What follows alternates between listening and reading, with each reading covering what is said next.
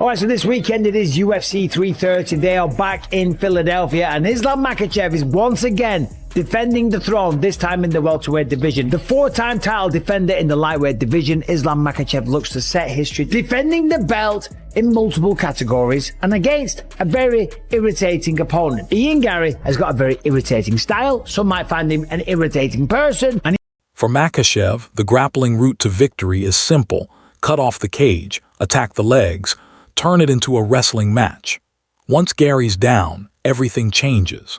The space disappears, movement dries up, and Makhachev layers pressure from dominant position after dominant position.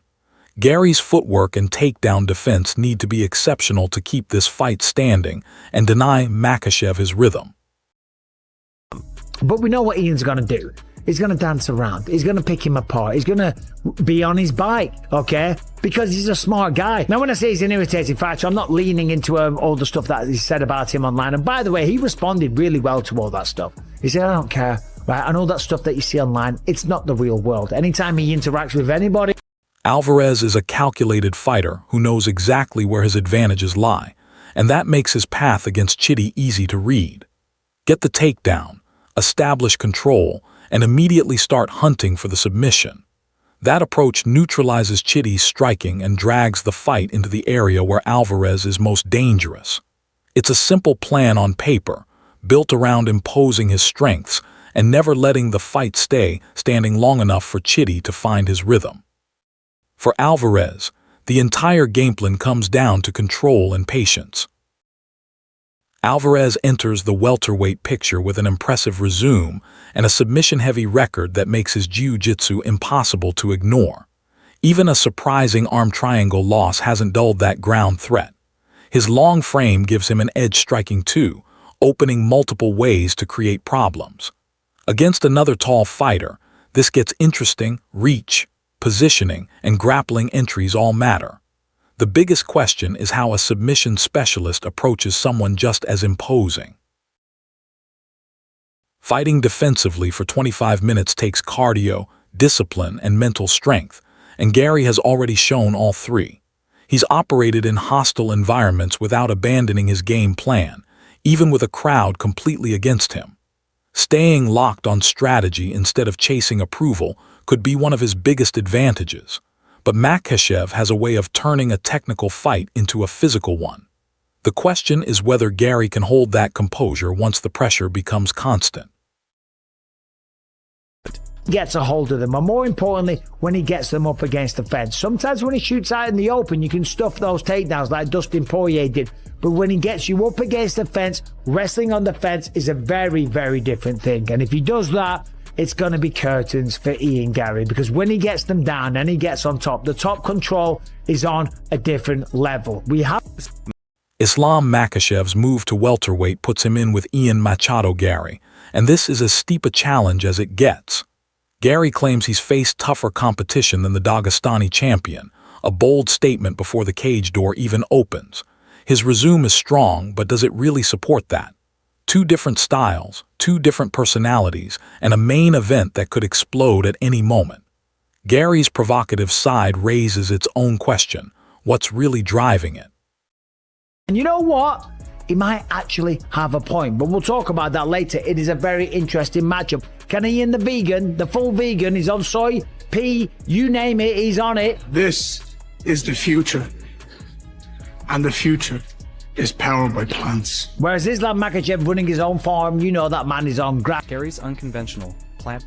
Garry's claim that he's faced tougher competition is bold, especially given what he's accomplished at welterweight. He points to bigger, more complete opponents, arguing that what he's faced represents a different level. But a strong divisional record isn't the same as facing multiple champions and elite-level grapplers. That distinction matters a lot when the man across the cage is Islam Makhachev. His record, of course, is littered with nothing but, big names. Yes, the first fight at welterweight against the champion was against Jack Della Maddalena, and before that it was Renato Moicano. Moicano's a great fighter. Jack Della Maddalena had all the makings of a tremendous welterweight champion. It's just that the division is absolutely stacked, and Islam Makhachev, maybe the greatest pound-for-pound fighter in the sport right now, decided to... Dern's prediction of a fifth-round rear naked choke shows how much she trusts her endurance and grappling. The plan: wear Robertson down with boxing, keep control, avoid being taken down, and find the finish. It's a clear strategy built around her biggest advantages, but executing it against a tough, durable opponent is different. Can she hold that discipline for 5 rounds and create the exact opening she's predicting? 17 submissions overall. Makhachev's grappling hits another level near the fence. The control, the drag downs, the way he traps opponents underneath him turn the cage into another weapon. For Garry, getting pinned, there could be the start of a very difficult sequence. A takedown from Makhachev is rarely just a takedown. It can chain into positional control, ground and pound, submissions, and another takedown before there's time to recover. Man is really strong and nasty. The submission threat obviously is very, very high level, but the control that he has. Garry deserves. Makhachev's résumé is loaded with elite names, placing him among the best pound-for-pound fighters alive. His jump to welterweight reshapes the division and shows how confident he is in his own game. Every contender now has to prepare for a different level of grappling pressure, Garry included. The question is whether he's truly ready for the control and physical pressure Makhachev brings over a full fight.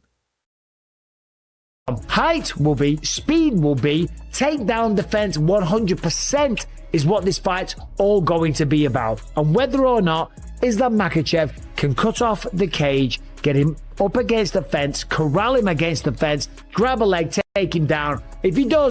Garry has a track record of surviving tough grappling spots, including not getting submitted by Shavkat Rakhmonov. Makhachev is a different problem: dangerous ground and pound, a developed submission game, suffocating positional control. Garry has shown vulnerabilities on the mat, and Makhachev is the kind of opponent who exploits that repeatedly. The question is whether Garry survives those exchanges long enough to force the fight back to his range. The predicted finish is simple and effective: get Garry to the fence, take the back, lock in position, hunt the choke. That sequence is the foundation of Makhachev's entire grappling system. Garry can embrace the outspoken role all he wants, but none of it matters if Makhachev keeps finding his spots. The real test is whether Garry's instincts keep him out of Makhachev's most dangerous positions. She will go forward, she will engage, and she will swing. The only problem was, in the past, sometimes the chin was a little high and the defense was a little bit open. There was a lot of openings for counters and stuff like that, and she started getting a little sluggish and swinging her punches.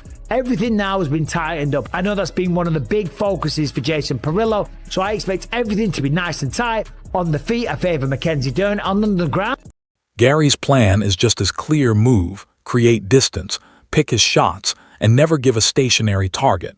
He's built his success on movement and composure, and outside criticism hasn't shaken that focus. That mental resilience could be one of his biggest strengths here, but being hard to hit and hard to rattle is one thing. Escaping Makhachev's suffocating control is another. The real test comes once the cage starts closing in. say, oh, ruffle a few feathers at times, you know what I'm saying? And you know what I'm talking about, with whether it's the vegan stuff, whether it's the women should rule the world stuff, or there's been a few, take your pick, right? Like, if the world was run by women, we'd all live in a better world. Like, it would all be simpler and easier. That's the fact. Whereas this that Makhachev is very much, he's just, you know, he's stoic.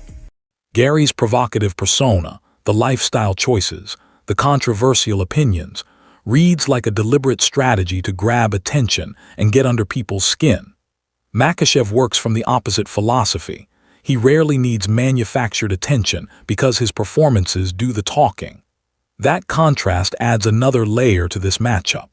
Garry may try to apply psychological pressure before the fight starts, but the real question is whether it matters once the cage door shuts. Can mind games actually move a fighter as composed as Makhachev? Of course, and to fight on the back foot for 25 minutes is a very, very hard thing. Now, he has done that a lot of the time, and I will give Ian his credit because he's not bothered if the entire arena is booing, if everyone's just... Mackenzie Dern has been working with Jason Pirillo to sharpen her striking and tighten up a defense once criticized for a high guard. That evolution could make her a far more complete, more dangerous fighter. It's not just new techniques. It reflects a broader commitment to becoming well-rounded, exactly what you'd expect from championship ambitions. The question is whether that added precision shows up when the pressure is highest.